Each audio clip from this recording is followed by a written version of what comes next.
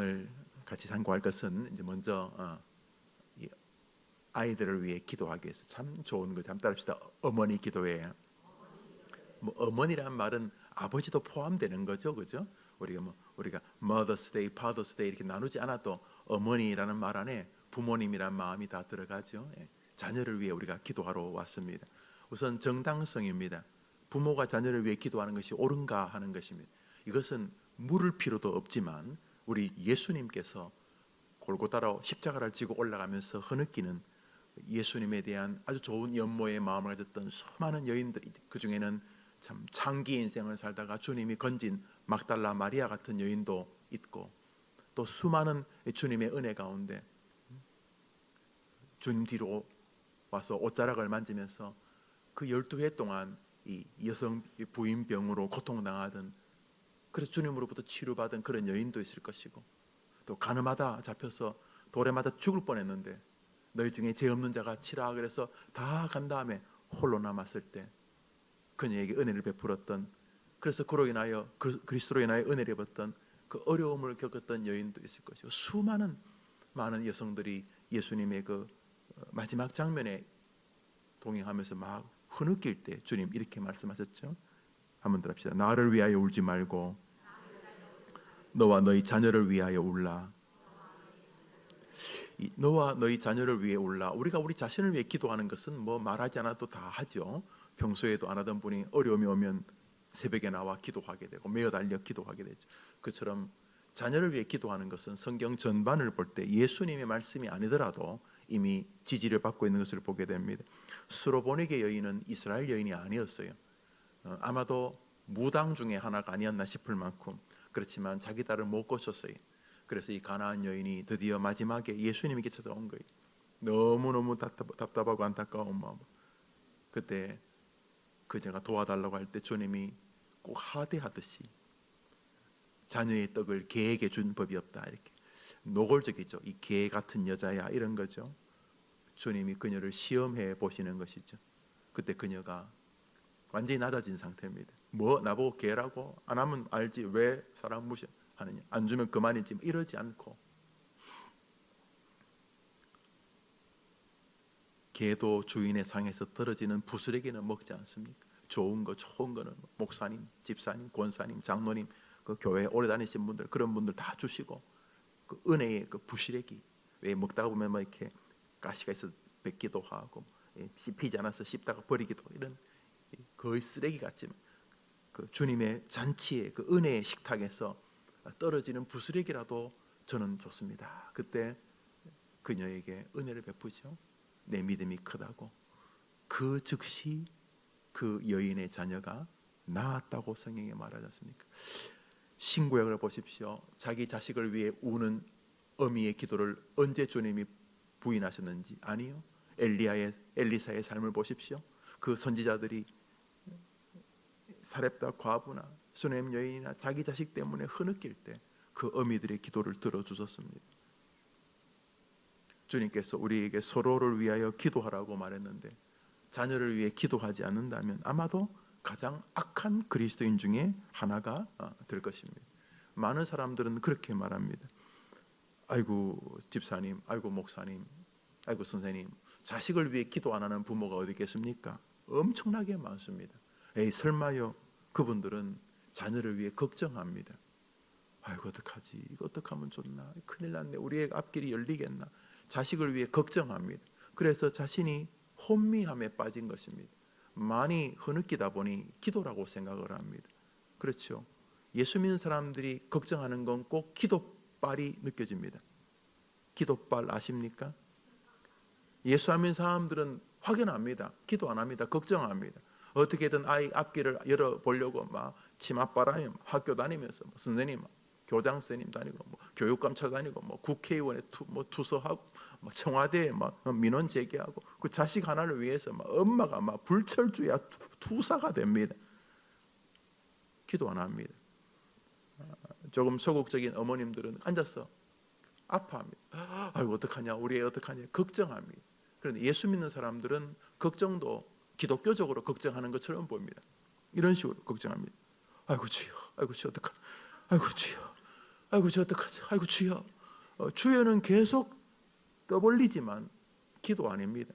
기도는 전능하신 하나님을 신뢰하는 믿음으로만 이루어지는 영적 세계이기 때문입니다.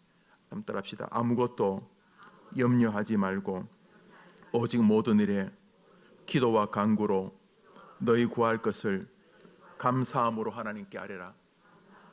그리하면 모든 지각에 뛰어난 하나님이 너희에게 은혜와 평강을 주실 것이다. 믿으십니까? 한번 답시다. 아무것도 뭐 하지 말고요? 아무것도 염려하지 말고 하지 말라는데 자꾸 거기다 주여 붙이면 이게 달라져요? 아이고 주여, 그러면 이게 염려가 기도가 바뀌어요?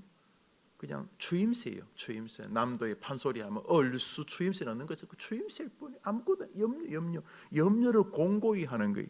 한 번 더 합시다. 아무것도 염려하지 말고 하지 말고 한 번 더 합시다. 하지 말고 오직 다만 모든 일에 기도와 간구로 너희 구할 것을 감사함으로 하나님께 아뢰라.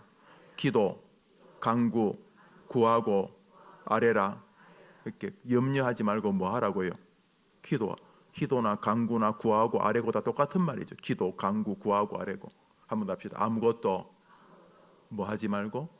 그런데 계속 기독교적 뉘앙스를 풍기니까 자기도 속아요. 기도했다고. 예배당에 나와서 계속 염려하고 집에 갑니다. 엄청 웁니다. 그렇죠? 얼마나 눈물이 나겠어요. 내 뱃속에서 나왔는데 그 10달 동안 그 아이하고 내가 완전히 붙어버렸어요. 젖을 물 때도 남이 젖 물면 그 가만 놔두겠어요? 응? 생각해보세요. 여러분 뭐 새끼니까 그러니까 뭐 나중에는 이제 이게 난지 저게 난지도 헷갈려요. 자식이 나요. 뭐 내가 자식이고 이게 뭐 감정이입 정도가 아니라 완전히 내가 돼버렸어요. 내가 자식은 클수록 지 혼자 자란 줄 알지만은 그래도 어미 마음에는 애비 마음에는 이게 내 인생이 어떤지 알아요. 이제 이게 뭐 둘이 뗄 수도 없을 만큼 그래. 그러다 보니까 이게 내가 나를 위해 기도하는 게 낯설지 않는 것처럼 교회 와서 기도하는 것처럼 보이는데 아니 기도 아니 계속 걱정하고 하는 거. 그냥 추임새 주여만 외칠 뿐이지 똑같아요. 염려, 근심, 걱정 그대로. 기도는 한번 합시다. 기도는 하나님이 전능하시다는 신뢰의 세계다. 믿으면 아멘 해보세요. 그렇게 기도하는 여러분 되기를 축복합니다. 이제 우리 다시 봄이 되어서 우리가 뭐 코로나 바이러스 뭐라가 있어도 기도가 더 센 줄 믿습니다. 그래서 세상에서 제일 악한 부모라면 바로 기도하지 않는 부모라고 보아야 할 것입니다. 하나님이 하라고 했는데 끝까지 버티잖아요.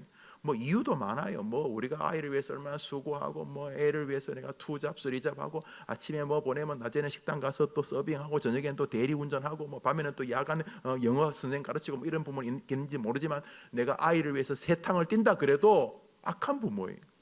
왜냐하면 자녀를 위해 기도하라고 했는데 안 하잖아요. 기도는 무엇인가? 지금은 왔다 갔다 하고 애가 황당해 보여도 하나님께 기도하면 하나님이 기도를 들으시고 저 아이를 하나님의 사람으로 쓰실 줄 믿습니다 라고 하는 게 기도잖아요. 기요 아니요? 기요.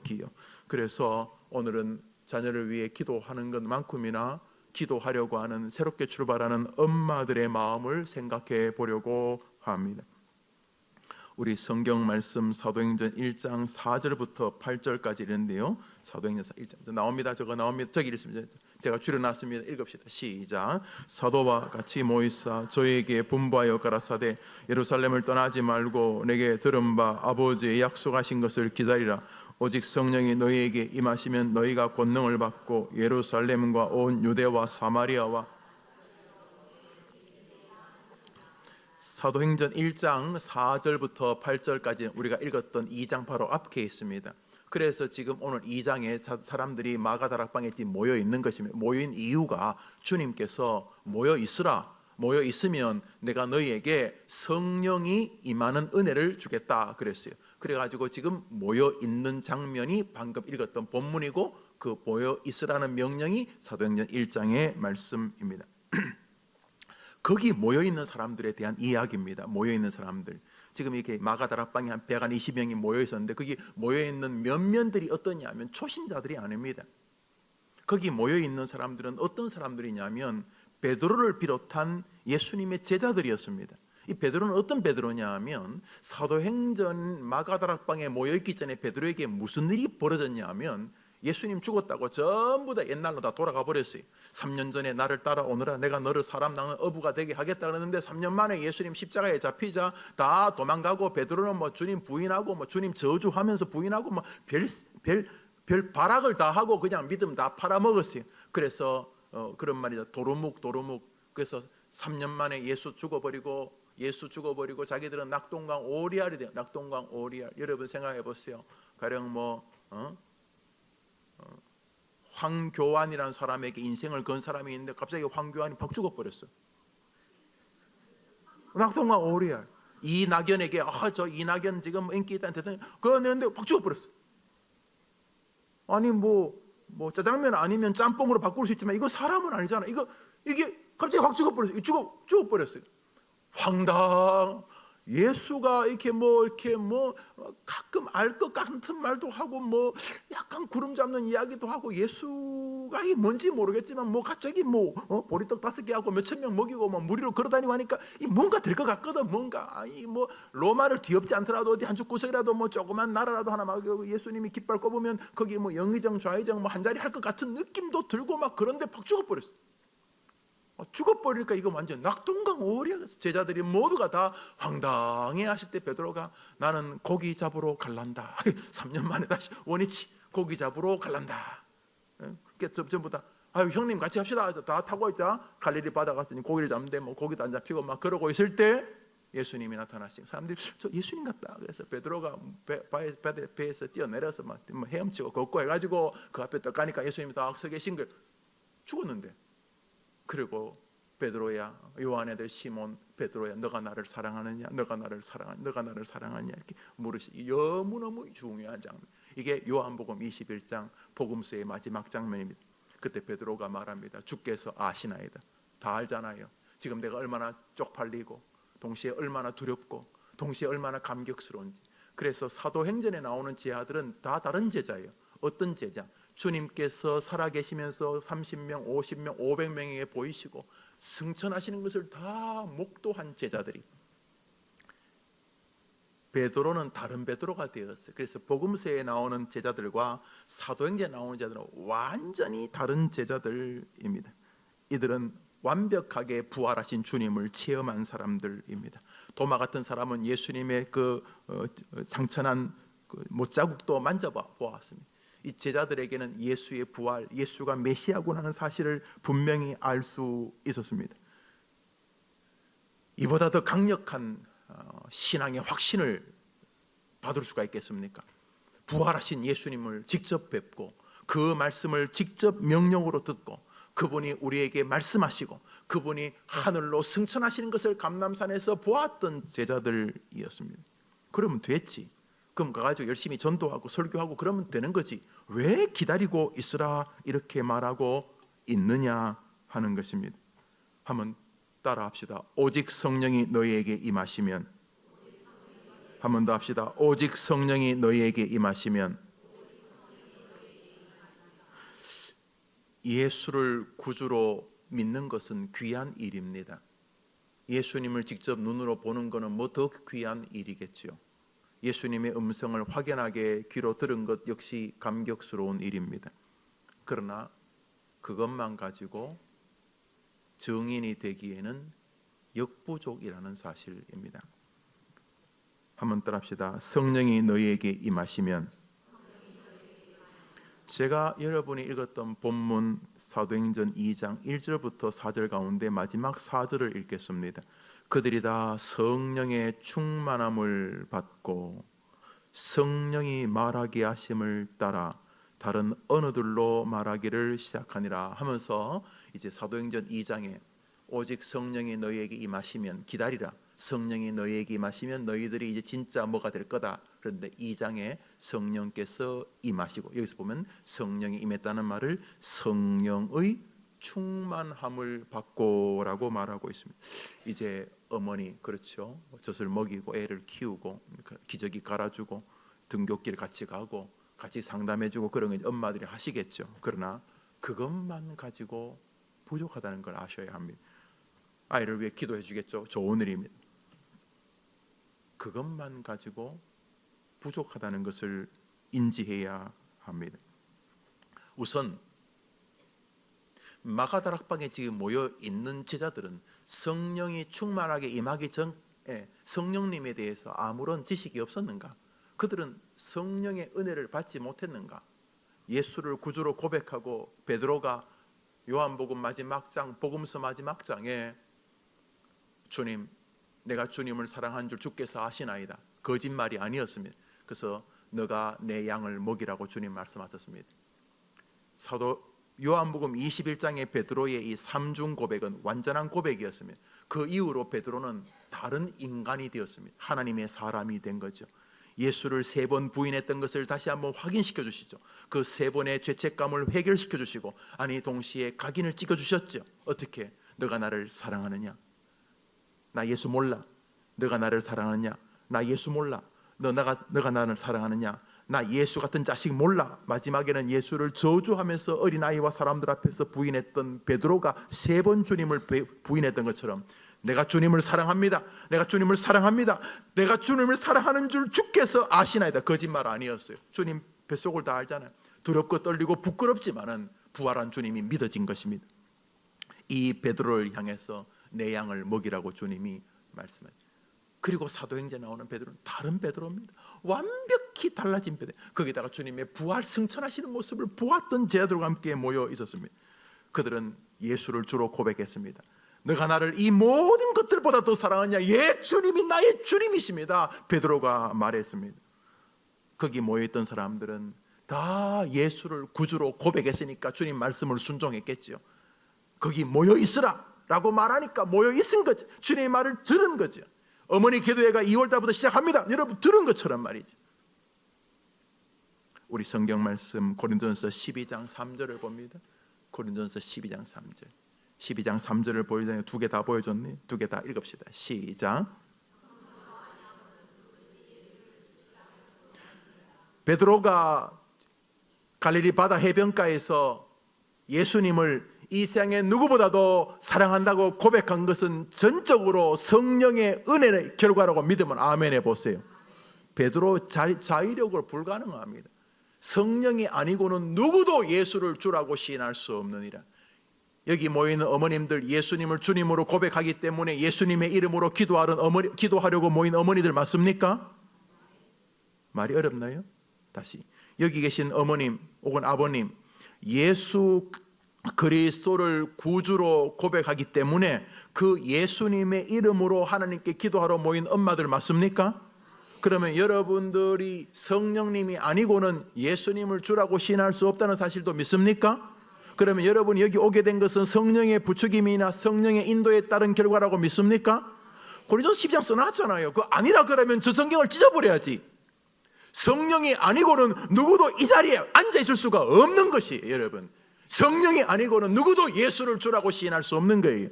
로마서 8장 1절입니다. 시작. 누구든지 그리스도의 영이 없으면, 여러분 예수님을 유일한 구주로 믿습니까? 부처나 마호멧이나 삼신 할머니나 그런 것들이 신이 아니라 오직 예수 그리스도만이 여러분의 구원자인 걸 믿습니까?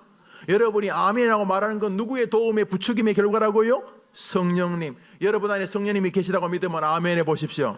그것이 성령 충만은 아니라는 것입니다. 우리 개혁교회에서는 그것을 성령 세례라고 말합니다. 여러분이 예수를 구주로 믿고 여러분이 구수 삼위 하나님의 이름으로 세례를 받는 이런 모든 일들을 성령의 도우심이, 성령 세례라니까 뭔가 부어주고 불세례의 느낌하고 약간 특이한 교단들이 그것을 자꾸 강화해 봄으로써 이 성령은 있고 성령이 없고 이 개념으로 말하는데, 누구든지 예수를 구주로 고백하는 사람은 성령의 세례를 받은 줄 믿으면 아멘 해보십시오. 이게 대한 예수교 장로의 합동층 교리입니다. 그러나 성령 세례를 받았다고 성령 충만한 것은 아니라는 사실입니다.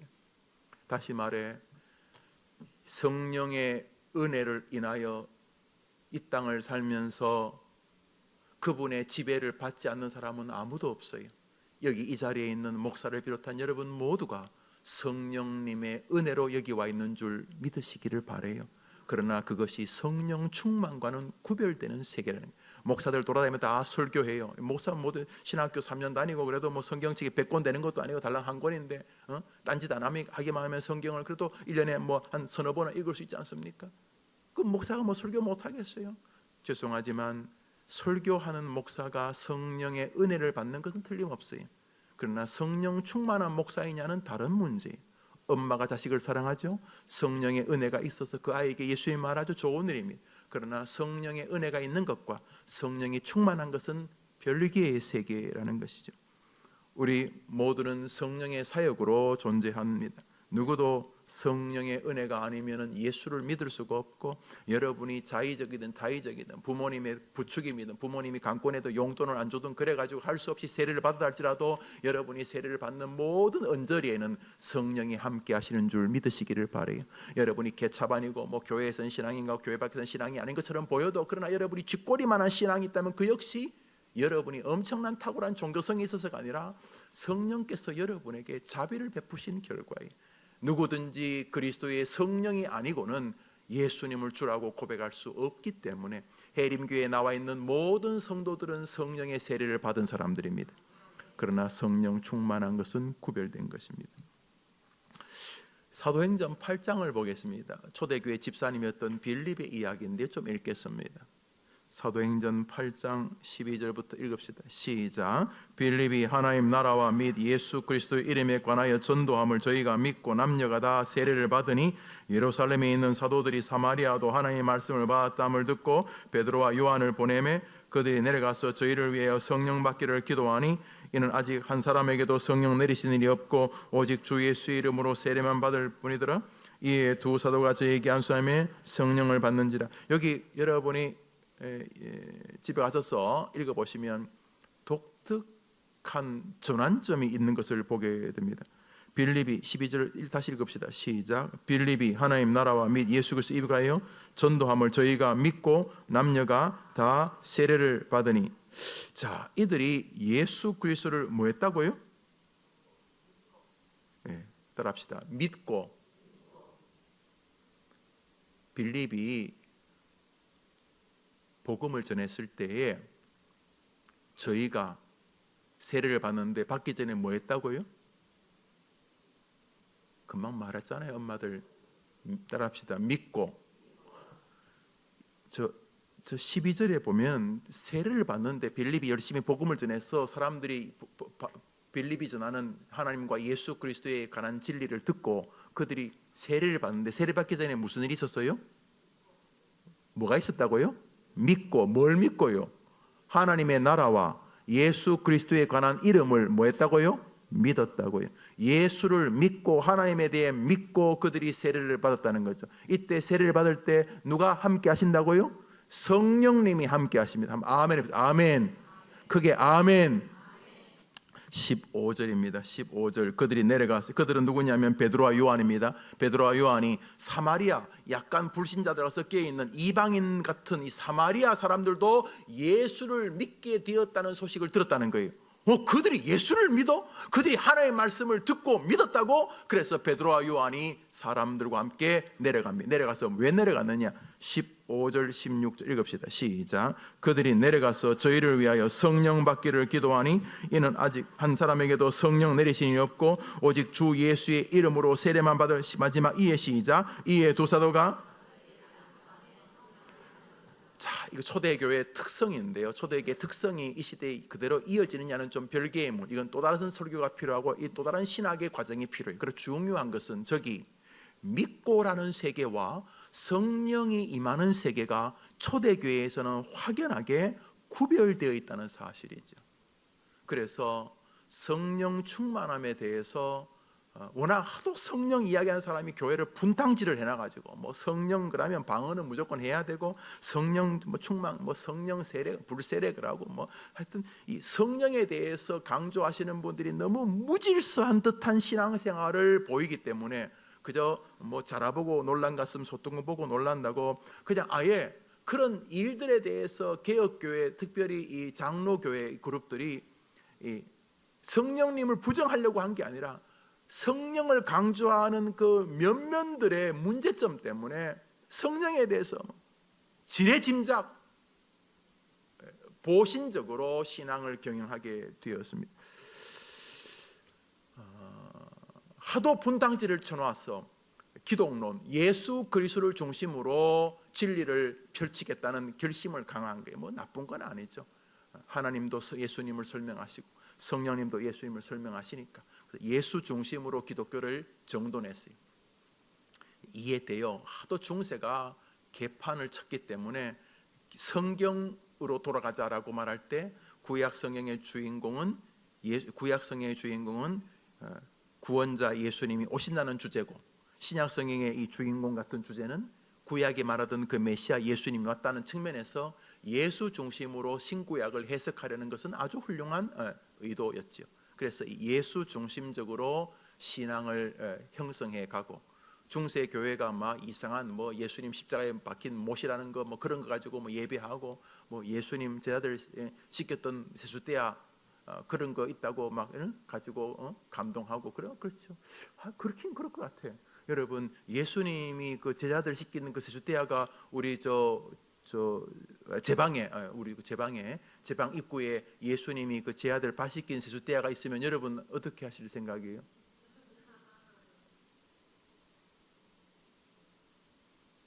얼굴에 뭐 티 같은 거 나면 괜히 거기다 물 받쳐서 이렇게 한번 씻고 싶지 않으세요? 별로? 소화 같은 거 아니면 그 세숫대에 물 받쳐서 이렇게 한 모금씩 마시면 왠지 나을 것 같지 않아요, 여러분? 중세는요 그런 세숫대야가 1000개씩이 1000개. 조금 낡은 세숫대야 다 들고 와고 이게 전부 다 예수님께서 했던 거라고 해서. 그래서 사제들이 이거 진품이냐 이거 아니냐 그거 돈 받고 평가해주고 하여튼 뭐 희한한 교회가 되고 있었어요. 그래서 그 세숫대야가 무슨 능력이 있다고, 세숫대야 그 느후수단이지 그게 그 무슨 능력이 있다고. 그러면서 이제 예수 중심적인 진리를 설명하게 되었어요. 그러나 거기에도 또 인간의 죄성과 한계, 인간이 하는 일이 다 그런 거죠. 인간이 뭐 집중하면 또 그게 또 죄가 될 가능성이 높아요. 그래서 성령에 대한 분탕질에 대한 주의와 경고로 성령 이야기만 하면 다 문을 걸어 닫은 면이 있습니다. 그 참혹한 현상을 작금의 조국 교회들이 보고 있다고 저는 생각을 합니다. 중요한 것은 성령 충만을 받지 않고도 예수님을 믿을 수 있다는 게 아주 중요한 것입니다. 오늘 그것이 성령의 충만한 지배를 받지 않고도 충분히 목사 노릇 할 수 있고 뭐 충분히 집사 권사 할 수 있다는 것. 무엇보다 성령 충만하지 않고도 자식을 위해 걱정하거나 기도할 수 있다는 사실입니다. 거기에도 성령이 함께 하시. 우리 가운데 누가 성령을 밀어내겠어요? 삼위일체 하나님 뭐 우리가 무시한다고 그분이 무시당하는 것도 아니고, 그저 삼위일체 하나님은 영원히 계시죠. 하늘 위에 계시고 이 땅에 계시고 우리 앞에 우리 인생에 계시고 우리 안에도 계시는 것이죠. 중요한 것, 지금까지 보았던 것처럼 중요한 것은 성령의 충만함을 받지 않고도 충분히 예수를 주로 고백할 수 있는 거죠. 베드로처럼 성령이 충만하게 마가다락방에 임하지 않고도 베드로를 비롯한 제 아들이 주님 승천도 목도하고 그렇게 하고도 집사 장로 노릇을 능히 할 수 있죠. 그렇지 않겠습니까? 충분히 그럴 수 있습니다. 한번 따라 합시다. 성령 충만하지 않고도 기독교인이 될 수 있다. 예. 여기 그러므로 성령 충만하지 않아도 지옥 가지 않습니다. 그 논리라면. 그렇죠. 그래서 개혁교회는 여기에서 정확하게 동의를 합니다. 성령 충만함을 받지 않고도 우리는 예수를 믿을 수 있습니다. 예수를 믿기 때문에 천국 갈 수 있습니다.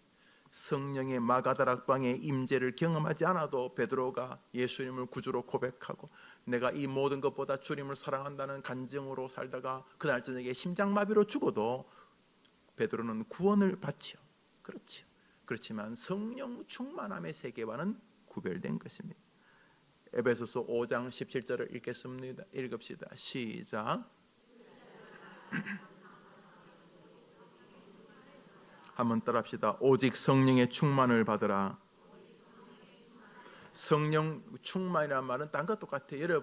여러분 마음에 아버지에 대한 연모의 정이 충만하다는 말은 뭡니까? 그분이 내 마음을 완전히 장하는, 뭐 이렇게 길 가다가 뒷모습이 아버님 같은 분만 보면은 그냥 눈시울이 확 뜨거워지고, 또 가다가 음식을 이렇게 먹다가 분명히 당신이 좋아하는 음식인데 이것도 딸인 나에게, 어머니들이니까 딸인 나한테 다 이렇게 한 점 덜어가지고 주셨던 그 뭐 그런 거라든지, 그 어렵게 늦게까지 오시면서 내 등록금 마련해 오시는 것이라든지, 여튼 간에 아버지, 그러면 그 아버지에 대한 사랑, 아버지에 대한 그리움, 이것이 내 마음을 어느 순간 아버지 생각하면 그저 눈물이 나고 감사하고 죄송하고 이런 마음이 내 마음에 아버지가 가득 차 있는 거죠. 똑같이 충만 내 안에 성령이 충만한 거죠. 어떤 신하가 임금을 좋아합니다. 그냥 이 신하가 그냥 단순히 뭐 좋아하는 게 아니라 정말 이 신하가 그 임금에 대한 그 마음이 완전 압도당했어요. 그래서 다른 사람들은 그냥 뭐 승진의 도구로서 임금에게 잘합니다. 임금에게 잘 보여야지 임금이 갑자기 장관에서 총리도 세워주고 그냥 그럴 테니까. 그런데 어떤 신하는 그와 상관없이 이 사람은 정말 임금을 사랑합니다. 그래서 이 사람은 임금 앞에서만 임금 이야기하는 게 아니에요. 이 사람은 집에 가서도 아이들하고 밥 먹으면서도 기도가 임금님을 위해, 자식들이 이 사람은, 우리 아버지는 신하이기 전에 임금님의 자식 아닌가 싶을 만큼 정말 머리끝에서 발끝까지 임금에 대한 사랑이 너무 많습니다. 사람만 만나면 임금 옹호적, 임금 변호적입니다. 그래서 이 사람은 임금만 보면은 시간만 나면 종이에다 글을 씁니다. 임금에 대한 연모의 노래. 그 성경이 왕을 사모하는 필객의 북과 같다. 이 필객이 글이 얼마나 잘 써요. 이 필객이 글을 너무 잘 쓰는데 이 사람의 마음에 왕이 가득 차 있어요. 왕이 너무너무 사랑스러운 거, 이 사람은. 그래서 종이만 있으면 왕에 대한 찬미의 노래가 흘러나요. 끝도 없이 흘러나요. 그래서 왕을 사랑하는 필객의 북과 같은 것은 마음의 왕이 그 마음을 완전히 장악하고 있다. 그래서 왕이 뭔가 명령하거나 왕이 뭐 좋아하는 것이 있다면 천지에 무슨 일이 있더라도 가서 그것을 해내고 그것을 구해오는 거죠. 왕을 사모하기 때문에. 이런 것처럼 성령 충만이라고 하는 것은 우리의 마음, 우리의 심령, 우리의 정신세계, 우리의 이상, 우리의 비전, 우리의 꿈, 우리의 미래, 우리의 소원이 이 성령에 압도당해 가는 삶을 말하죠. 성령께서 나를 더 다스려 주시길, 말씀, 기도, 사역 모든 면에서. 우선 우리 장로교회의 대표적인 신학자이죠. 어떤 교회는 교회 중진들이 자기 담임 목사님이 박용룡 목사님의 설교와 같이 하는가를 평가한다고 그래요. 박용룡 목사님 훌륭한 분이죠. 훌륭한 분이지. 훌륭하다는 게, 완전하다는 게 훌륭한 분이죠. 박용룡, 한동안은 우리 장로교회 박용룡 목사님이 거의 중심이 됐죠. 성경 해석의 중심이 됐죠. 박용룡 박사의 말입니다. 성령 충만은 성령 세례와 구별된 영적 세계이다. 한번 더 합시다. 구별된 영적 세계이다. 얼마 전에 돌아갔죠. 영국에 나온 세계적인 신학자이죠. 존 스타트 목사. 성령의 충만함은 성령 세례의 결과이며 성령 세례의 은혜의 너머의 세계다. 다시 말해 우리는 예수를 구주로 믿는 것은 다 성령의 역사인데 그거의 성령 충만과 같은 것이 아니고, 성령 충만은 성령 세례, 다시 말해 예수를 구주로 고백한 사람에게 더해지는 은총이다. 그렇게 말을 했습니다. 로이 존슨은 아예 예수 그리스도를 구주로 믿는 사람에게는 한 걸음 더 나아가 성령의 실링, 인치심, 도장찍기, 성령의 부어주심이 필요하다 그랬어요. 존 스타트는 더 나아가서 성령 충만함은 영적 생활을 하는 도중에 계속해서 반복하여 받는 성령의 비상한 은혜다. 그러니까 존 스타트도 성령 충만함은 믿음 생활을 해가는 동안 반복해서 받는 성령의 비상한 은혜다. 그래서 한번 더 합시다. 성령의 충만을 받으라. 한국교회는 이 성령 충만과 아주 밀접한 상관이 있습니다. 1907년 평양 대부흥운동에 성령께서 장대현 교회를 비롯하여 길손주 목사를 비롯한 불레오 선교사를 비롯한 한국교회의 강단에 성령의 충만함을, 그 장대현 교회의 성령의 충만함을 부어주었습니다. 일제시대의 어려움 속에서 성령이 임하자 한국교회는 완전히 뒤집어졌습니다. 그때까지 전국에 있는 기독교인을 다 합쳐봐야 몇만 명이 되지 않았는데 평양 대부흥운동 때 한국 말 그대로 코리안 펜타코스트 평양 대부흥의 큰 부흥이 임하자 불과 5년 만에 100만 구령 운동으로 기독교인이 100만 명으로 확장이 돼 곳곳에서 막 평양의 대부흥이 대한민국 기독교 세계와 나라를 바꾸었습니다. 불신자들도 일제시대 때 기독교의 이 부흥운동이 독특한 민족 애적으로 변했다래요. 예수 안 믿는 사람도 평양 대부흥이 한국교회 역사에 굉장히 중요한 역할을 했다. 미국 경제학자들, 미국 교육학자들은 미국을 미국되게 만든 것은 1차 대각성 운동과 2차 대각성 운동인데 특별히 2차 대각성 운동은 미국의 모든 정치, 경제, 문화, 세계의 정신의 기초를 쌓았다. 예수를 안 믿는 사람도 미국은 부흥의 결과다 이렇게 말한다는 거죠. 부흥이 뭡니까? 리바이벌. 성령께서 한 민족, 한 개인, 한 교회에 충만함으로 임해 주시는 것입니다. 가정의 부흥이 필요합니다. 엄마가 성령 충만하면 자녀에게 큰 은혜가 임할 줄 믿으면 아멘 해보십시오. 그러나 이런 한국교회의 성령 충만함은 자랑스러운 역사이지만 장점이 있으면 단점이 있는 것과 마찬가지입니다.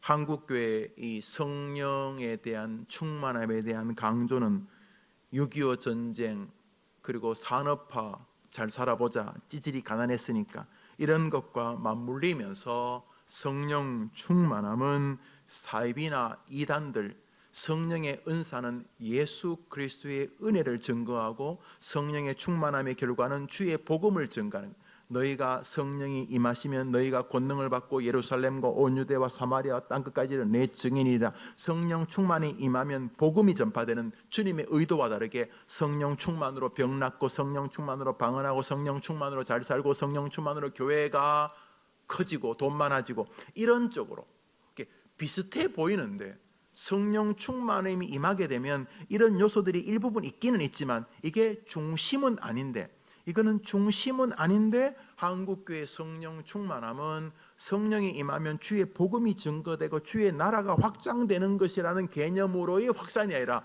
병 낫는데 돈 많이 버는데 뭐 이런 쪽으로 성령 충만함을 강조하는 형태로 드러나는 부분이 없지 않았습니다. 그러자 교회의 질서가 무너지거나 혼란스러워지고 비상식적인 수준을 넘어 비도덕적이고 비인격적인 모습을 성령의 이름으로 자행함으로써 보편적인 사람들뿐만 아니라 하나님의 말씀을 사랑하는 사람들조차 성령 이야기하면 뒤로 빠지고는 이런 자아도취, 무비판적인 체험주의 이런 것들을 자꾸 강조하면서 성령 그러면 다 아예 지레짐작 겁을 먹는 이런 극단적인 반대 의견들을 강화시키는 또 온상을 만들기도 했습니다. 그럼에도 불구하고 이 시대에 가장 무시당하는 하나님은 성령님이십니다. 하나님에게 예수님의 이름으로 기도하고 설교하지만 성령님의 역사가 아니면 이 사역이 정상적이 되지 않는다는 성경의 말씀을 애써 무시하는 조국교회, 특별히 이 복음주의 혹은 개혁교회 진영인 사람들은 깊은 회개가 필요합니다. 한번 따라 합시다. 성령 충만을 받아야 성도는 능력 있는 삶을 산다. 그러므로 엄마들이 성령 충만해져야 자녀를 위한 기도가 능력 있게 되는 것은 말할 필요도 없는 것입니다. 무엇보다 엄마가 성령 충만할 때 엄마의 언어 생활이 달라집니다. 엄마의 언어 생활, 개 있죠, 개, 영덕개, 그래 말이죠. 개는 옆으로 걷죠. 잘 알죠, 여러분? 개 옆으로 걷죠. 그게 뭐 대단한 말하기 어려운 주제예요. 개 옆으로 걷죠. 네, 그래요. 그런데 지는 옆으로 걸으면서 자식 보고 똑바로 걸어라, 똑바로 걸어라. 이러면 뭐 말이 안 되는 것처럼. 엄마가 성령 충만하지 않는 믿음 생활을 하면서 성령 충만의 결과로 이루어지는 것을 자식에게 기대하는 것은 우습기 짝이 없는 것이죠. 그러므로 성령 충만함을 받으라는 말을 그대로 받아들이셔야 합니다. 한번 더 합시다. 받으라. 한번 더 합시다. 성령이 임하시면 계속 이 받으라는 말 안에는 여러분이 자체적으로 더 나은 신앙이 되어가지고 만들어질 가능성은 제로라는 말이 담겨져 있습니다. 지금보다 더 착하게 살고 헌금 액수를 더 늘려서 헌금 더 많이 하고 열심히 뭐 교회 봉사하고 하는 다 좋은 일이지만 그거 가지고 성령 충만을 받을 수는 없어요. 왜요? 성령 충만은 밖에서부터 이쪽으로 밀려오는 것이기 때문이죠. 한번 더 합시다. 성령 충만을 만들어라. 맞아요? 그럼 불교에서 만드는 더 나은 기독교인이 되려고 하는 것 불가능해요. 성령 충만에 대해서는. 성령 충만 어떻게 한다고요?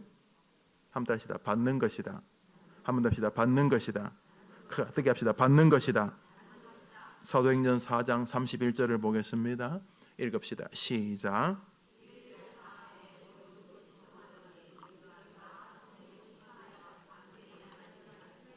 성령 충만함 앞에 어떤 특정한 행위들이 있었어요. 그게 뭐죠? 빌기를 성령 충만을 받는 유일한 방식을 모든 개혁주의 진영의 목사들은 한 가지로 말합니다. 기도 외에는 없다. 한번 더 합시다. 기도 외에는 없다. 한번 더 합시다. 기도 외에는 없다. 성령 충만함을 받는데 이것은 한 번 받고 끝나는 것이 아니라 주님 나라 갈 때까지 우리는 계속 성령 충만함을 받아야 하는데 그것은 끊임없는 기도의 세계로 우리를 붙여놓는 하나님의 은혜의 방식인 것이죠. 그러므로 어머니 기도에 나오는 여러분들 이미 하나님께서 복 주신 사람인 줄 믿으시기 바랍니다. 저기 성령 충만함을 받는다는 말은 이전에 없던 것이 새롭게 생긴 것을 이야기합니다. 우린 죄에 넘어집니다. 그렇죠? 죄 아닌 사람 있나요? 죄 아닌 사람 없잖아요. 있죠? 벌써 설교 시작한 지 몇 분 되지도 않는데 빨리 끝났으면 좋겠다 싶은 목사를 미워하는 죄를 짓는 분 계시잖아요. 설교 들으면서도 집중하지 않는 죄. 설교 들으면서 저 권사 머리 볶았네. 아이고 또 설교 들으면서 갑자기 눈이 그 볶은 머리 앞으로 쭉 하면서 뭐 엄청난 죄가 아니어도 우리 안에는 수많은 사랑해야지만 안 한 죄, 하지 않았는데 해야 돼 한 죄, 했어야 되지만 안 한 죄, 하지 않아야 됐는데 했던 말한 죄, 말로 위로해야 되는데 위로하지 않은 죄, 이 수많은 죄들이 가득하잖아요. 더 나아가 직접 양심의 가책이 될 만한 우리의 신앙의 보드람 호수의 진동이 올 만한 이건 아닌 것 같은데 이런 죄들 앞에서 우리는 끊임없이 성령 충만함의 반대, 성령 소멸을 생각해야 됩니다. 성령께서 기뻐하시지 않는데 주님 내게 다시 성령의 충만함을 주셔서 회개하게 하시고 이기게 도와주시고 이런 일들에서 승리하게 도와달라고 우리는 끊임없이 성령 충만함을 받아야 하는 것입니다. 성령 충만함이라고 하는 것은 과거에 받았던 은혜의 세계를 다시 답습하는 것이 아니라 그때의 은혜가 더해지기를 바라는 영적 세계를 말하는 것입니다. 사도행전 1장 8절을 보시면 이렇게 되어 있습니다. 제가 이렇게 따라합시다. 오직 성령이 너희에게 임하시면 너희가 권능을 받고 한번 더 합시다. 오직 한번 더 합시다. 오직 유일한 것이죠. 성령이 임해야 권능의 삶을 삽니다. 사도행전 1장 8절 화면에 딱 보여주시면 좋겠어요. 오직 성령이 너희에게 임하시면 권능을 받고 오직 성령이 임해야지만 목사들이 기대하는 일들이 벌어집니다.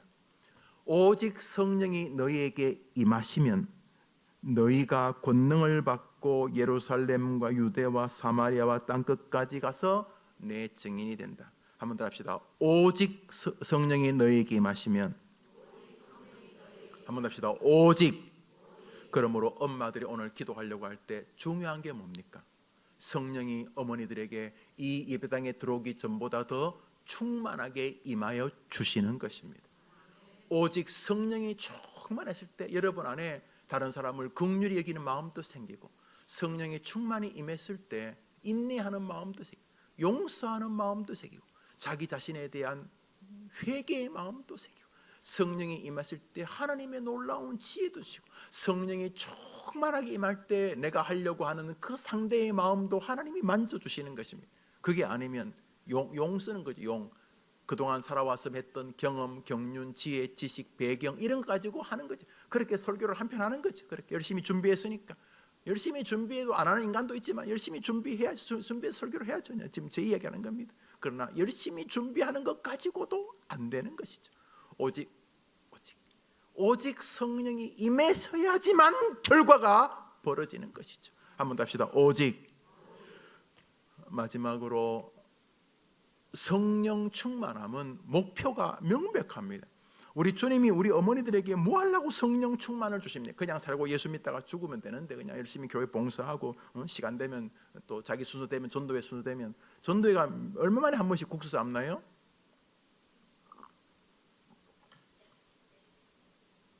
삶아봤어야 알지.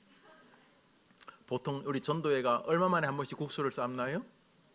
한 달에 한 번 정도요? 2달에 한 번 정도. 그래요? 6분만 삶으면 1년이 가는 거예요? 그럼 60분만 삶으면 10년 가네? 2달에 한 번 국수를 삶는다. 교회 봉사는 귀한 일이죠. 감사한 일이죠. 하나님의 도우심입니다. 그러나 그것만 하다가 믿음 생활을 끝내는 것은 엑기스를 누리지 못하고 사는 것과 같은 것이, 오직 성령이 우리에게 임하셔야 하는 것이죠. 교회 봉사만으로 스스로를 위로하는 것은 정말 불쌍하시네요. 그러나 천국 가요. 예수를 믿으면 지옥 가지 않아요. 오늘 성령이 충만하게 임하면 그냥 잠시 인생 살다가 끝날 한 어머니가 한 가문을, 한 교회를 다 뒤집어 놓게 되는 것이죠.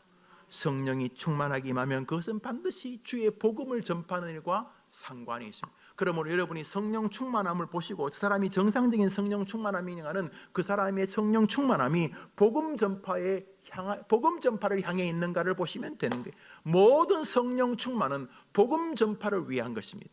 우리가 그냥 예수 믿고 혼자 구원받아도 되는데 우리가 힘있게 복음 전파의 능력자가 되게 하기 위해서 주님은 성령의 충만함을 부어주시는 것이죠. 성령이 충만해야 우리가 권능 있는 제자가 되는 것이죠. 그러면 어떻게 성령 충만할 수 있는가? 지금까지 말했던 모든 부분을 그대로 겸손하게 받는 것입니다. 성령 충만, 예수 믿으면 되지. 예. 돌아보시면 드라이한 건조한 목사들 많지요. 예. 특히 개혁교회라고 댕기는 그런 친구들 대부분 건조하지. 드라이. 자기도 삐그덕삐그덕거리고 다른 사람도 애써 성경 몇 구절을 붙들고 있지만은 성령 충만하지 않아서 벌어지는 현상이라고 성경이 말하지만 계속 버티는 거죠. 목사만 그런 게 아니, 회중들도 마찬가지.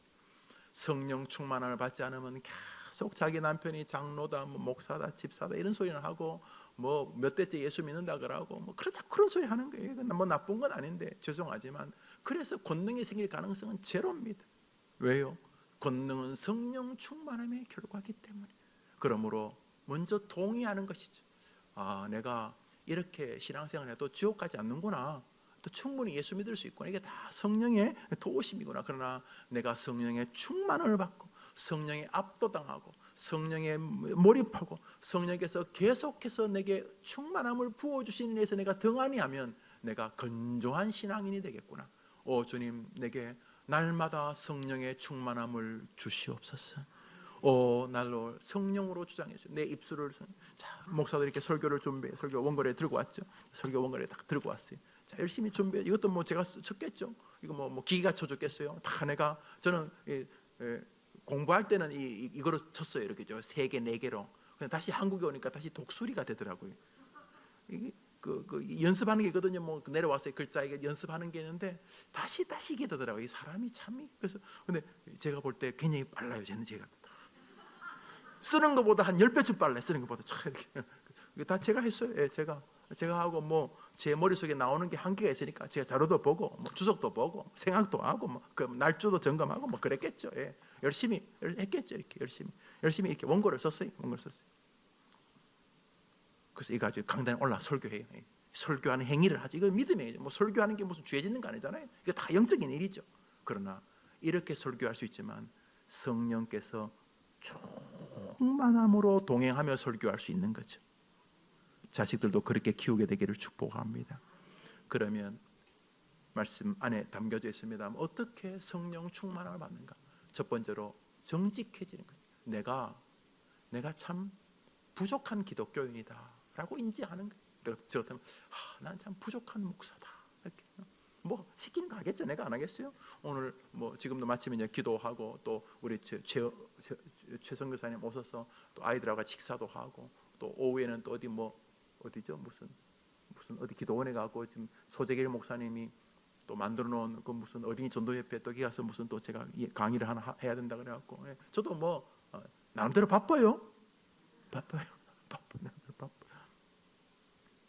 그러나 이게 다 교회 일 맞아요. 교회 일이죠. 뭐 설교도 교회 일이고 좀 이따 이제 기도하는 것도 교회 일이고 또 선교사님하고 교제하는 것도 교회 일이고 또 뭐 가서 해야 되는 또 자료 준비하는 것도 교회 일이고 그다음에 이제 가서 또 뭐 설교하는 것도 다 교회 일이죠.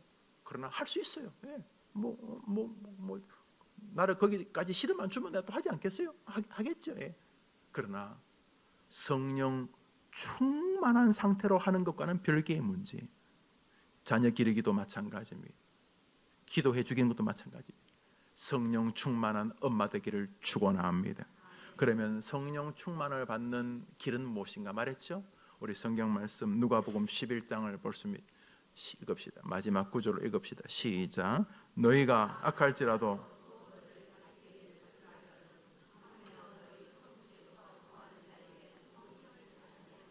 할렐루야. 성령 충만의 유일한 길이 뭐라고요? 예, 구하는 것.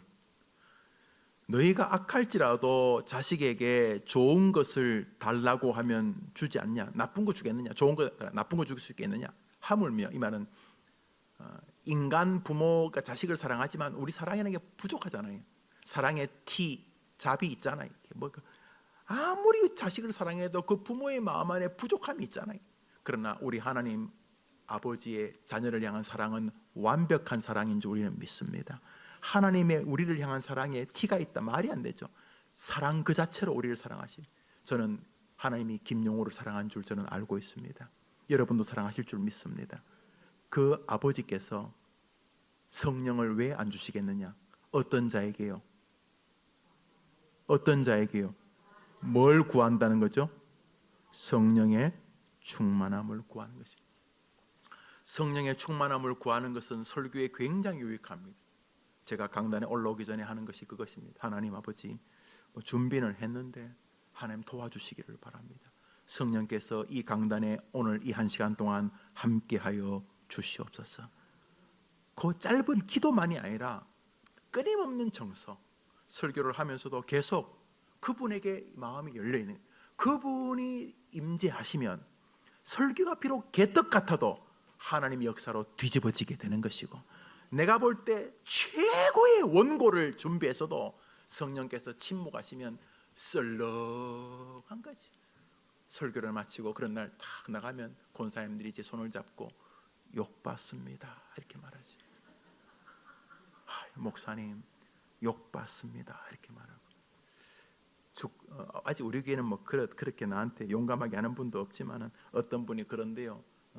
돌아가셨죠. 후라이브 곽규석, 구봉서 씨하고 했던 곽규석 그분이 목사가 됐는데, 자기가 생각했는데 설교를 다 마치고 설교를 완전히 그냥 죽 써가지고 이건 그냥 나가기도 싫은데 그냥 문이 하나밖에 없어서 그냥 나갔는데 전부 다 교인들이 싸늘하게 악수하고 싸늘하게, 보통 뭐 하다못해 빈말이라도 은혜 받았다고 할 텐데 뭐 하는 거야 이런 표정 가지고 그냥 다 갔는데, 제일 그때 할머니가 권사님인데 그분만 눈물을 톡 돌려서 그래 천하보다 귀한 게 한 영혼 아니냐, 저 할머니 권사님만 은혜 받아도 난 된다. 할머니 손잡 할머니 다 울면서 목사님 그래 권사님 하는 말이, 목사님 다 제 죄입니다. 왜요?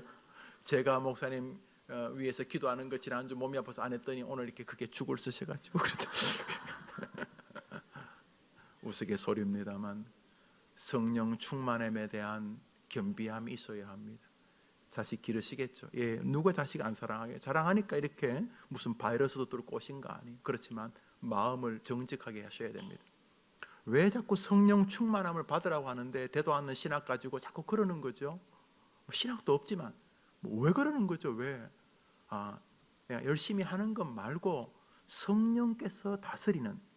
그래서 제가 이 금요일마다 지금 이거 설교하는데 지금 계속 금요일마다 무슨 일이 있어가지고 지금 제가 못하고 있게 되는데, 우리 같이 기도하면서 마음을 열고 겸비하고 또 웃고 울고, 그렇지만 정직하게 우리가 예수 믿어 구원받은 게 너무 감사하고 성령께서 은혜 주신 게 너무 감사하지만, 내가 성령의 지배를 받고 있는지, 내가 성령 충만함에 사로잡히는 거지, 아니 성령 충만함에 대한 소망은 있는지, 항상 이렇게 봉사 이야기를 할게요. 봉사를 하는 것도 좋은데 잘못하면 그 봉사가요 우리의 영혼을 굉장히 갉아먹습니다. 국수 삶을 때 성령 충만하면요 막 너무너무 행복해요. 예를 들면, 그런데요 2달 만에 한 번씩 돌아와서 힘들게 국수 삶으면요 막 국수 가지고 그냥 2그릇 달라는 사람은 그냥 목을 확 잘라버려. 무슨 2그릇이나 먹나, 배 터질라고 막. 교회 봉사하다가 상처받은 사람 많습니다. 주객이 전도된 거죠. 주일학교 반사들은 더욱 중요합니다. 영혼을 다루는 것이기 때문에. 그래서 내가 몇 년 근무했느냐, 그거 안 중요하다고 말하고 싶지는 않지만 그렇게 중요한 것도 아니에요. 100년을 교사하는 것보다 1년 교사했는데 그때 성령 충만하여 아이들이 뒤집어지는 게 100년 교사한 것보다 귀하지 않습니까?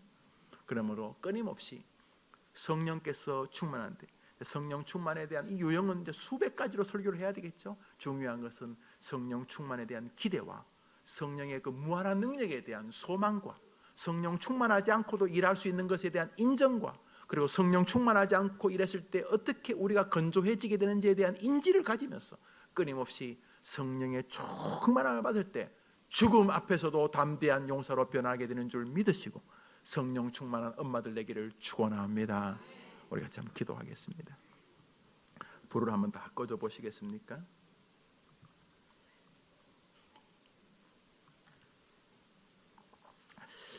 우선 베드로를 비롯한 12제자들 말입니다.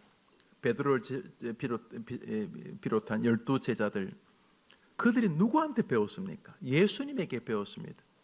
신대원에 가면요 대학 다 졸업하고 이제 대학원을 가거든요. 신학대학원, 정확한 명칭은 총신대학 신학대학원 3년을 배워요. 그거요 흉내낸 거거든요. 예수님 제 아들 3년 가르친 거. 그런데 이 신대원 3년은요 주일 빼고 토요일 빼고 월요일 빼고 화수목금 4일밖에 공부 안 해요. 4일. 근데 예수님은요 제자들을요 3년 동안 먹고 자고 그러셨어요. 그러고 신학교 교수들도 웃긴 사람 많거든요. 내가 볼 때 저 교수하면 안 되는데 저요 그냥 미국 가서 영국 가서 그냥 박사학위만 받아온 건데 저 친구 어떨까 싶은 친구들이 있거든요. 그런데 예수님은 완벽한 선생님이시죠.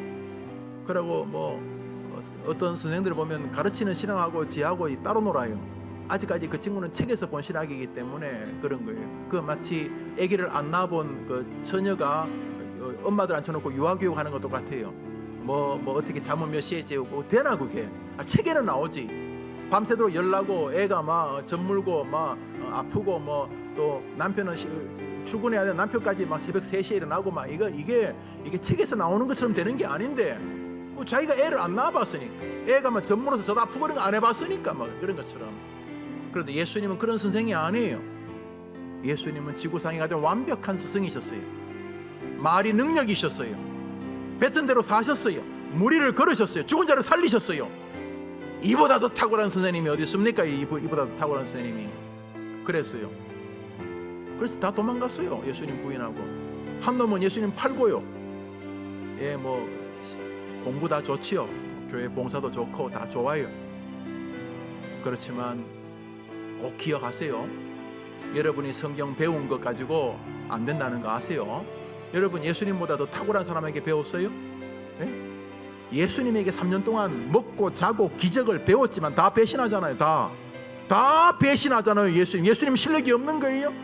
우리 죄가 훨씬 더 센 거예요. 우리가 그런 면에서 나의 신앙 경력 경륜 이야기하는 건 우습게 짝이 없는 거예요. 내가 50년 예수 믿었고 5대째 예수 믿으면 나쁜 건 아닌데 어쩌라고요.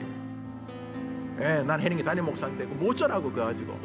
네가 예수님한테 배운 제자보다 더 탁월하게 배웠냐?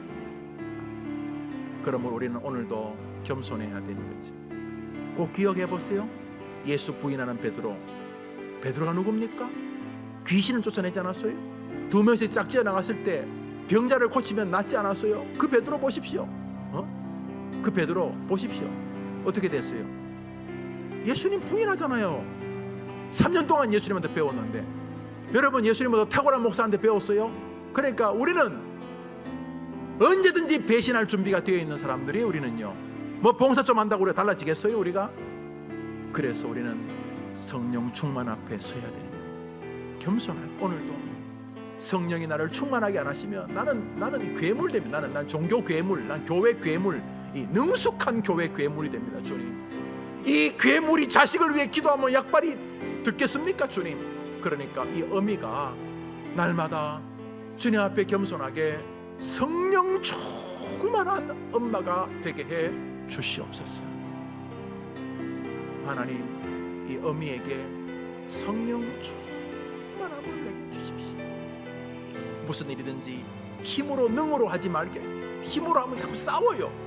사람이 일을 하면요, 그 완성도를 높이고 싶거든요. 특별히 자기가 주관하면요, 그러면 또 자기 맡은 일을 뭐 누가 간섭했냐 말았냐 그러면 교회 일하면서요, 뭐 안 하지, 하지 말지, 그 하면서 막 싸워요. 그 하면서.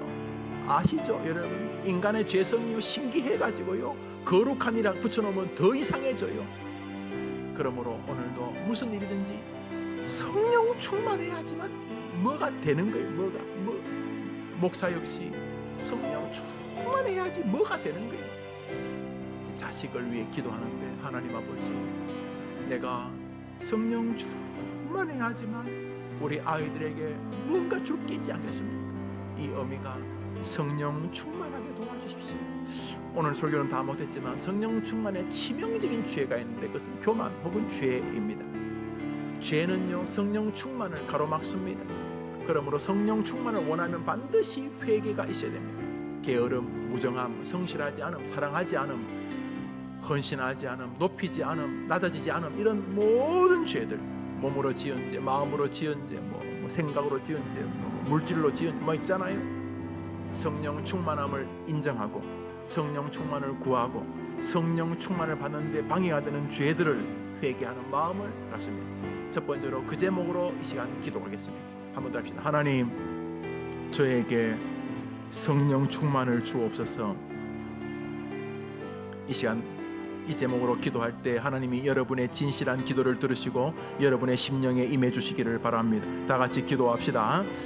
하나님 아버지,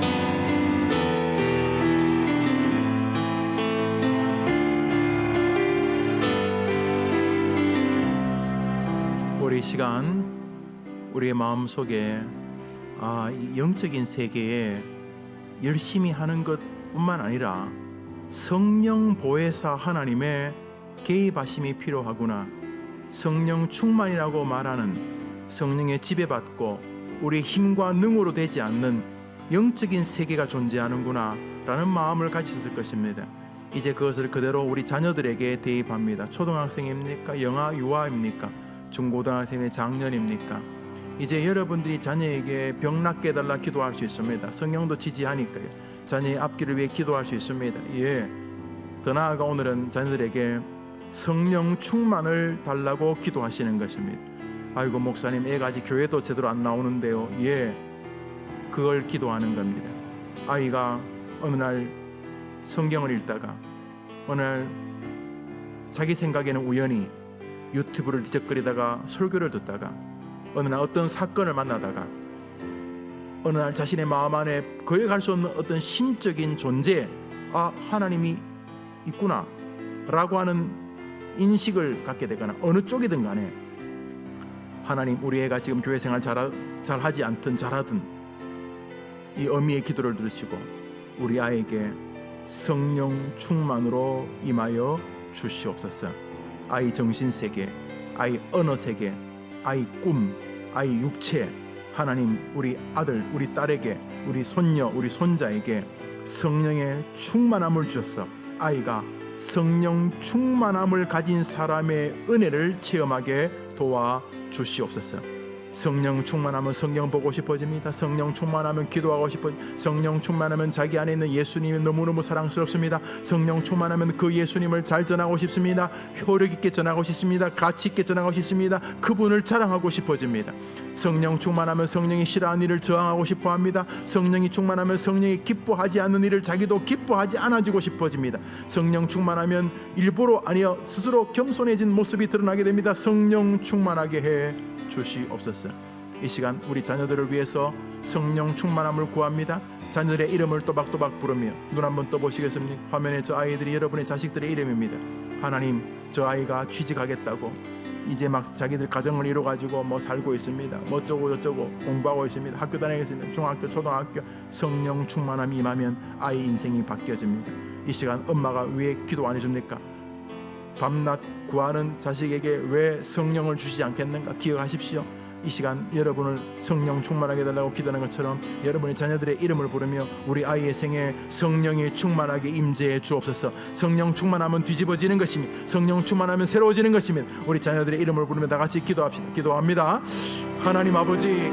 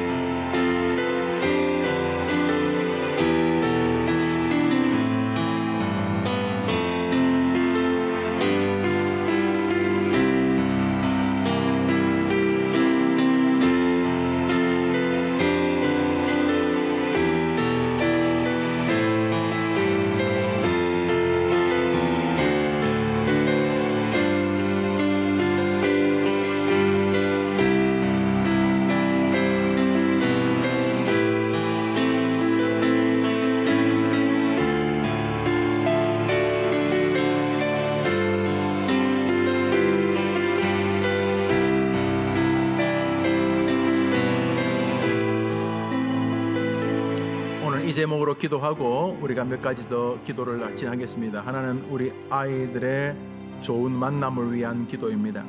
아이들이 이런 성령 충만을 받는 것도 아까 말했듯이 자기 혼자 성경 읽으며 혼자 기도하면서 받겠지만, 목사를 만나면서 또 좋은 부모님과 대화하면서 혹은 좋은 믿음의 친구를 혹은 스승을 만나면서 아이의 마음에 하나님이 성령 충만함이 하나님의 능력이 새로운 세계가 영적인 힘이 이런 것을 배우게 됩니다. 반대로 잘못된 친구를 만나면 이단에 빠지거나 인생살이가 어려워집니다. 배우자 마찬가지죠. 우리 여성들은 잘 알 거예요. 남편이 여러분 인생에 무척이나 중요하다는 것을. 그러므로 왜 자식을 위해서 만남의 은혜를 구하지 않습니까?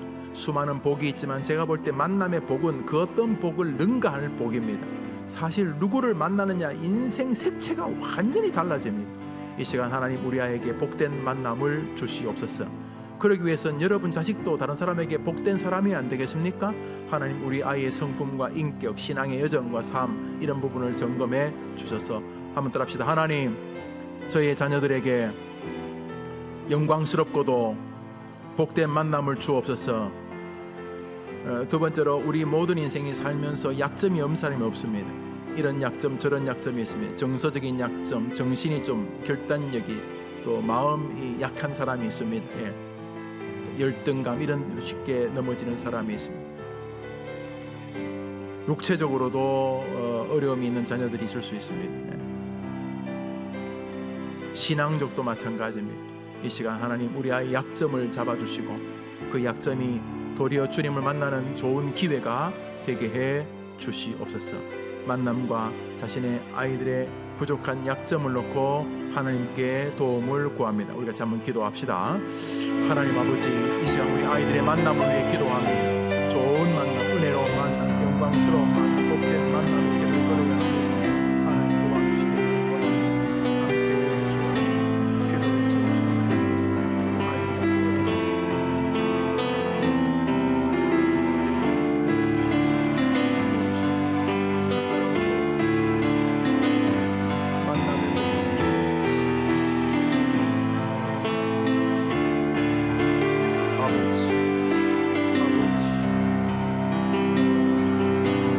약하지 않는 자가 어디 있습니까? 부족하지 않는 사람이 어디 있겠습니까?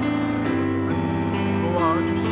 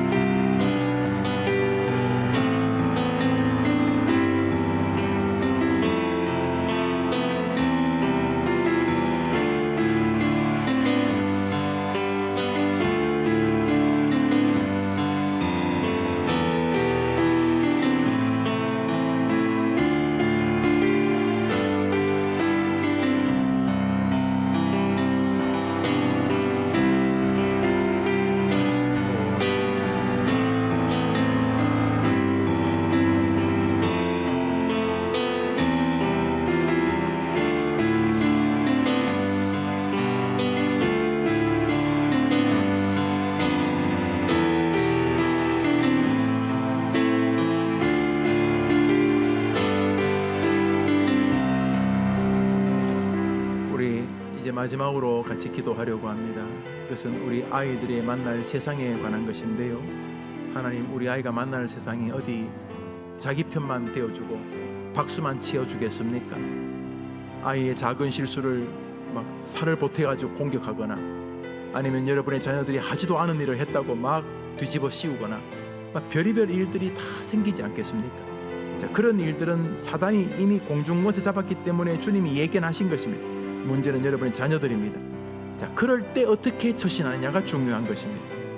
하나님 아버지, 우리 아이가 어떤 상황을 만나더라도 하나님에게는 길이 있다라는 마음을 가지고 살게 도와 주시옵소서. 비록 지금 교회 생활을 등한히 하더라도 우리 엄마의 하나님은 살아계신다라고 말하게 하여 주시고, 그래서 어떤 상황을 만나도 엄마 끝이야, 이젠 끝났어, 나는 이제 더 이상 살 수 없어, 이런 말도 되다는 소리 하지 않고, 비록 캄캄하기는 해도 전능하신 하나님에게는 길이 있다 라고 하는 마음을 주시옵소서. 아니, 자기가 넘어지고 다리 부러지고 뭐 직장에 잘리고 그럴 수 있죠. 그러나 하나님에게는 길이 있다. 우리 아이가 2020년 살면서 막 어떤 일을 만나든지 간에 우리 아이 마음 안에 하나님에게는 해결의 길이 있다, 하나님에게는 방법이 있다, 하나님은 살아계신다, 하나님에게 능력의 길이 있다는 믿음으로 살아가게 도와 달라고 기도하는 것입니다. 이것은요, 여러분이 정말 중요하게 해야 될 기도예요. 24시간 자식 따라다닐 수 있나요? 못 따라다니잖아요. 무슨 일을 하고 있는지도 모르고 그 마음이 어떻게 넘어져 있는지도 모르잖아요. 그렇지만 여러분이 기도하면 기도를 들으시는 주님이 그 기도의 은혜로 여러분의 자녀에게 다가가셔서 넘어지고 엎어지고, 그래서 자기 주변의 모든 사람이 포기할 때도 그렇지만 하나님에게는 길이 있잖아 라는 마음을 가지고 살아가는 내 딸과 아들이 되게 해 주시옵소서. 이제 모로 기도하다 보면 그 어려움을 통해서 믿음으로 돌아오는 역사가 일어나지 않겠습니까? 한번 따라합시다. 하나님에게는 길이 있다.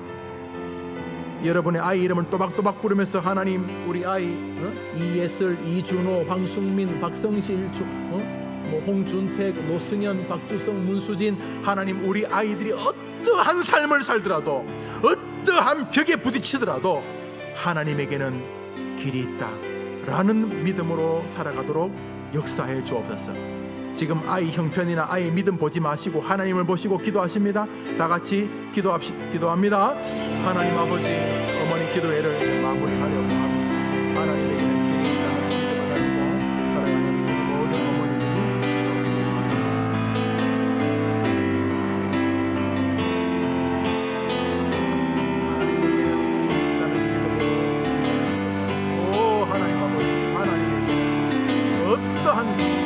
군에 있든지 학교를 다니든지 유학을 갔든지 병원에 있든지 감옥에 있든지 하나님에게는 길이 있다. 우리 아이들의, 우리 어머니들의 기도를 들어 주옵소서. 어머니의 기도를 들어 주옵소서. 하나님에게는 길이 있다. 모든 어머니들의 기도를 들어 주옵소서. 우리 아이들, 저 아이들을 축복해 주옵소서.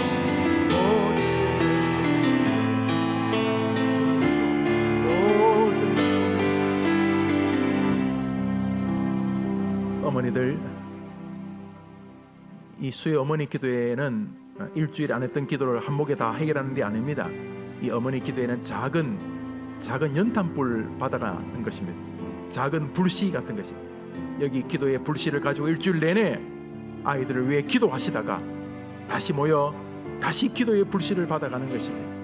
이 어머니 기도회가 전부가 아닙니다. 어머니 기도회를 시작으로 자녀들을 위하여 기도하는 것을 정교하게 기도합니다. 영혼을 위해 기도하고 육체를 위해 기도하고 그들의 마음과 정신을 위해 기도하는 그런 기도의 불씨가 타오르는 어머니 기도회가 되도록 동력하시고, 주변에 자녀 때문에 가슴 아파하는 부모님이 계시다면 여러분이 큰 전도는 못해도 임자, 우리 교회 어머니 기도회라는 게 있는데 거기 가서 울자. 그 뭐 하는 건데? 그냥 자식 위해 기도하는 거야. 나는 교회도 안 다니는데 괜찮아. 모든 엄마들을 위한 것이니까 기도하자. 그래서 자녀를 위해 기도하려고 하는 어머니들을 살려내는 그런 좋은 또 초청의 자리가 되기를 바랍니다. 기도합시다. 구주 예수 그리스도를 고백하며 자신의 기도와 자녀를 위한 기도를 드리는 우리 모든 어머니들의, 모든 아버지의 기도를 들어주시옵소서. 예수님의 이름으로 기도합니다. 아멘. 여러분의 어머니들이 어머니 기도에 나오시면서 헌금을 드리셨습니다. 제가 제목을 보며 기도하겠습니다. 우리 구호하도록 하겠습니다. 구호 보여주세요. 나는 기도하는 나의 자녀는